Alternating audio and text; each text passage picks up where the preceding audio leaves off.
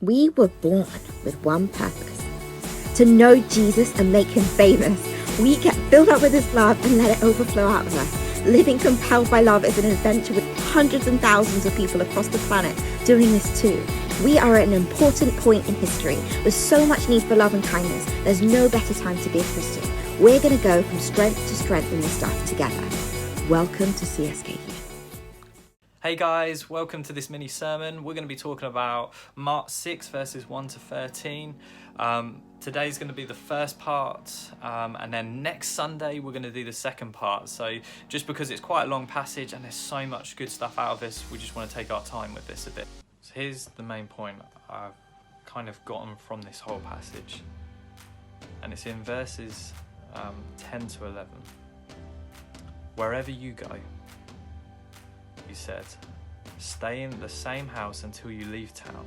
If any place refuses to welcome you or listen to you, shake its dust from your feet as you leave to show that you have abandoned those people to their fate.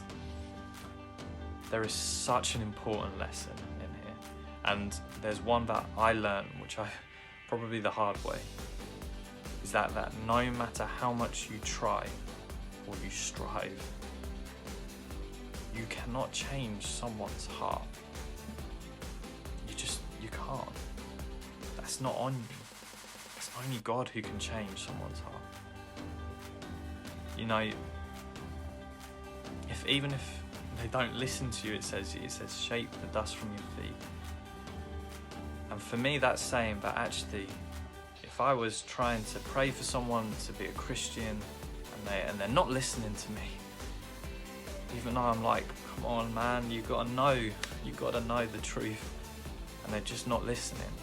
Sometimes what this verse is saying is it's okay to leave it, because it's not on us. We just need to be obedient and say yes. There isn't any pressure.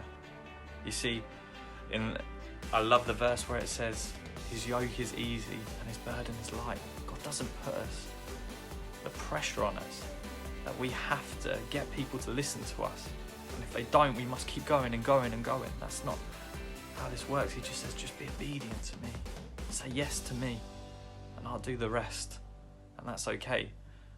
You know, how many times have we heard testimonies in the church and on YouTube where they're like, someone came up to them, spoke to them about God, and that person said, nah, I'm not interested. Then it happened again, then it happened again, and it happened over years and years and years, until eventually there was this moment that snapped and they realised, oh my days, I can now see it, because they went on that journey. So sometimes we're in that place where if people won't listen to us, even though we give them the word that the Lord's asking us to do, it's okay to step back and say, Lord, I'm leaving this with you. I'm shaking off that responsibility. I'm shaking off that pressure. And I'm taking that step back. For some of you, you have right now friends and who you really want to see give their life to God. I did too. And I remember in this one case where I did everything possible, and when it didn't go to plan, who did I blame? I blamed me. I could have done this better. I invited them to all the Christian events that were happening. I gave them every opportunity, and it didn't work out. And I came back and I started blaming myself. After, you could have been better. You could have shown the gospel perhaps in a better light, and . Actually, God says, no, that's a lie. We're not called into that pressure. His burden is light. He doesn't put that pressure on us. You see, we can leave it to God. How beautiful is this statement? Is that God doesn't put pressure on us, and he doesn't put targets on us, or numbers, or statistics, or all of that.